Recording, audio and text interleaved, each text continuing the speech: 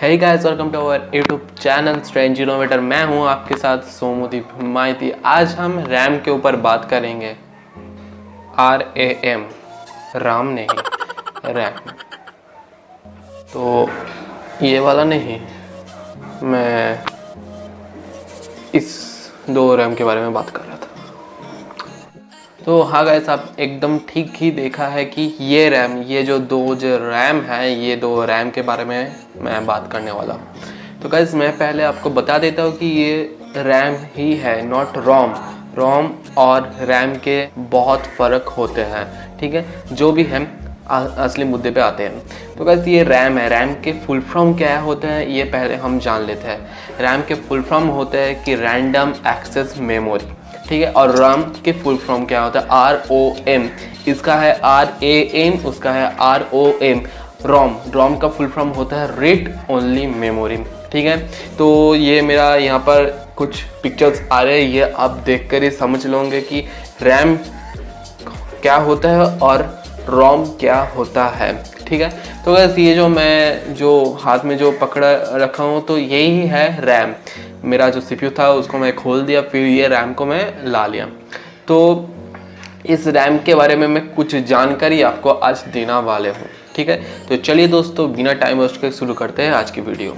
भाई, सब लोग तो बोलते हैं कि मेरा कंप्यूटर का 2 GB रैम है, 1 GB रैम है, 4 GB रैम है। पर आप लोग को क्या पता है रैम होता है ही क्या? क्यों इसको कहलाता है कि ये 2 GB रैम है, ये 1 GB रैम है, ये 4 GB रैम है? नहीं। तो अब एकदम सही वीडियो में आया है कि जान लीजिए रैम क्या होता है। तो दोस्तों, रैम का मैं फुल फॉर्म पहले ही बता चुका हूँ कि रैंडम एक्सेस मेमोरी, ठीक है। ये जो रैम है इसका फुल फॉर्म है रैंडम एक्सेस मेमोरी। इसमें तो जब तक आपके कंप्यूटर का स्विच ऑन रहेगा, मतलब कि आपके कंप्यूटर में इलेक्ट्रिसिटी पास होगा, तब तक के लिए इस रैम पे कुछ डेटा लॉक होकर रहेगा। मतलब कि कुछ डेटा इस रैम पे एकदम रह जाएगा। फिर जब आपकी इलेक्ट्रिसिटी बंद हो जाएगा, मतलब कि आपके कंप्यूटर के स्विच ऑफ हो जाएगा, तब ही इस रैम का काम करना भी ऑफ हो जाएगा। क्योंकि इस रैम रहता है CPU के अंदर, और CPU के अंदर इलेक्ट्रिसिटी एक बार पास होना बंद हो जाए तो तब ये रैम भी कुछ काम के नहीं रहता है। और इसलिए इस रैम को कहलाता है अनस्टेबल मेमोरी, क्योंकि ये जब तक इलेक्ट्रिसिटी ऑन रहता है तब तक के लिए काम करता है, इसलिए इसको अनस्टेबल मेमोरी कहलाता है।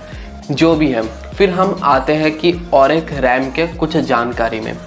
रैम के द्वारा ही आप और आपके कंप्यूटर के अंदर, मतलब कि आप और आपके प्रोसेसर के अंदर कुछ डेटा यहाँ से वहाँ, वहाँ से यहाँ होता है। मतलब कि मेरे से कुछ डेटा आपके कंप्यूटर में मैं इनपुट कर रहा हूँ, और कंप्यूटर खुद से आपको कुछ डेटा आउटपुट कर रहा है।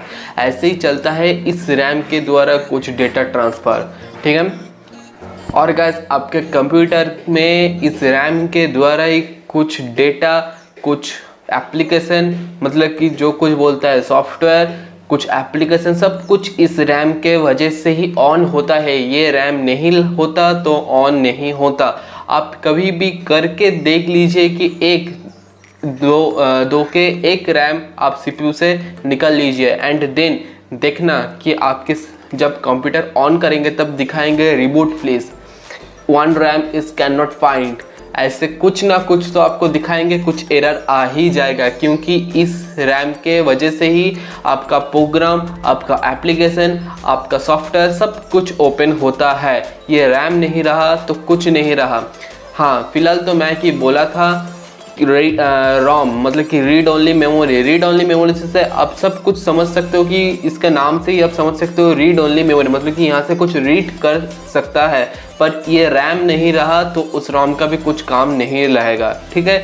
जब तक ये रैम रहेगा तब तक आप कंप्यूटर में कुछ प्रोग्राम के अंदर कुछ टाइपिंग कर सकोगे, कुछ टाइपिंग ले सकोगे, कुछ टाइपिंग डिलीट कर सकोगे, सब कुछ कर सकोगे इस रैम के वजह से। जब तक ये रैम नहीं रहेगा तब तक आपके उस रीड ओनली मेमोरी, मतलब कि रोम का कुछ काम ही नहीं बचेगा, ठीक। और इस रैम को आपके जो CPU का जो मदरबोर्ड रहता है उसके सिर्फ और सिर्फ एकदम परफेक्ट स्लॉट में ही लगाया जाता है, कोई दूसरे कुछ स्लॉट में नहीं लगाया जाता है। क्योंकि रैम इसका जो ये जो पार्ट है, आपको ये दिखा रहा हूँ, आप देख सकोगे शायद, 1 सेकेंड।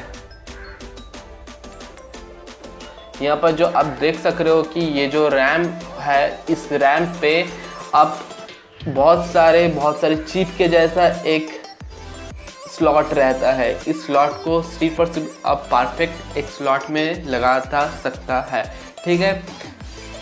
फिर आते हैं हम रैम के टाइप्स के अंदर। रैम का कितने टाइप्स होते हैं? रैम का फिलहाल 2 टाइप्स होते हैं, एक स्टैटिक रैम, 2 डायनामिक रैम। ये कोई डायनामिक ओह नो। तो पहले हम आते हैं स्टैटिक रैम पे। स्टैटिक रैम कैसे बनाया जाता है? एक ट्रांजिस्टर को यूज़ करके इस स्टैटिक रैम को बनाया जाता है। इस स्टैटिक रैम पे बहुत ही ज़्यादा इलेक्ट्रिसिटी लेता है एंड इस रैम का स्टोरेज बहुत कम है। क्योंकि इसका बहुत इलेक्ट्रिसिटी लेता है तो इसलिए ये बहुत पुराना टाइप का रैम है, तो इसलिए इसमें बहुत इलेक्ट्रिसिटी जाता है। इसमें कुछ भला कुछ नहीं है, सिर्फ और सिर्फ इसमें एक ही भला है कि इसमें रिफ्रेश करने का ज़रूरत नहीं होता है। आप एक बार रिफ्रेश कर दीजिए तो ये हर टाइम चलता रहेगा। आप इसमें रिफ्रेश करने का कुछ वजह ही नहीं है, ठीक है। तो हम आते हैं सेकंड वाला रैम पे कि जिसका नाम है डायनामिक रैम।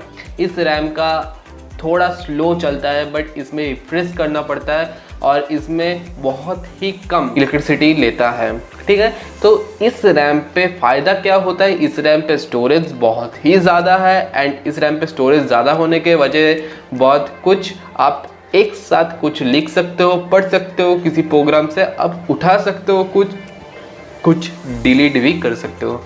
इस रैम का यही एक फ़ायदा है, ठीक है। फिर आप लोग बोलोगे भाई तुम तो रैम का ये टाइप्स भी बता दिया, सब कुछ बता दिया, रैम क्या होता है सब कुछ बता दिया, फिलहाल तो तुम तो ये नहीं बताया कि रैम किस काम में आता है। तो गाइस मैं बता रहा हूँ कि रैम किस काम में आता है। और एक बात गाइस, आपको इस वीडियो अच्छा लगा तो ज़रूर लाइक करना और हमारे चैनल पर नए आए हो तो प्लीज़ सब्सक्राइब करना एंड बेल आइकन को दबा देना, क्योंकि हमारा इस तरह के लेटेस्ट वीडियोस का नोटिफिकेशन आपको जल्द से जल्द मिल पाएगा एंड हमारा जो ब्लॉग्स मैं बनाता हूँ उस ब्लॉग्स को, उस लाइफस्टाइल ब्लॉग्स आपको जल्द से जल्द मिल जाएगा। तो दोस्तों चलते हैं असली मुद्दे। और गाइस आपको CPU के बारे में कुछ जानकारी चाहिए तो मेरा आई बटन पे लिंक आ रहा है, डिस्क्रिप्शन पे लिंक मैं दे दूंगा, वहाँ से जाइए। CPU के अंदर क्या क्या होता है, CPU इनसाइड कनेक्शंस में सब कुछ वहाँ पर दिखाया हूँ, तो जाइए उस वीडियो को भी देखिए एंड जान लीजिए कि CPU के अंदर क्या क्या रहता है, क्या क्या होता है, ठीक है। तो दोस्तों रैम का काम क्या होता है? जब आपके कंप्यूटर में कुछ एग्जीक्यूशन हो तब रैम पे एक प्रोग्राम लोड होता है। ये एग्जीक्यूशन क्या है ये मैं अगली वीडियो में बता दूंगा, ठीक है। तो और दूसरा काम क्या होता है कि अब जब कंप्यूटर स्टार्ट करते हो, एकदम पहले से जब रिस्टार्ट करते हो या स्टार्ट करते हो, मतलब कि जिसको कहते हैं बूटिंग करना, तब आप उस ऑपरेटिंग सिस्टम इस रैम पे लोड होता है। फिर आपके बूटिंग होने के बाद आपके कंप्यूटर ऑन होते हैं। ऐसे ही चलता है का इस रैम की वजह, ठीक है। और इस रैम के काम ऐसे ही होता है। तो दोस्तों इस वीडियो आपको कैसी लगी? इस वीडियो आपको अच्छी लगी तो ज़रूर लाइक कीजिए, शेयर कीजिए इस वीडियो को एंड कुछ गलती हो गया तो मेरे से तो आप मुझे कमेंट करके ज़रूर बताइए एंड आपको इस वीडियो में कुछ जानकारी मैं दे सका या ना सका तो उसमें भी कुछ कमेंट हमें करिए। तो हम और गैस मैं और एक बात बताना चाहता हूँ कि तुम लोग भाई देखते तो हो वीडियो, मेरा तो व्यूज़ तो आता है पर सब्सक्राइब क्यों नहीं करते हो? जब तक आप लोग सब्सक्राइब नहीं करेंगे ना तब तक हमारा वो जोश नहीं आएगा भाई चलो यार इसके लिए कुछ तो वीडियो होगा, कुछ नहीं वीडियो बनाया तो क्या होगा।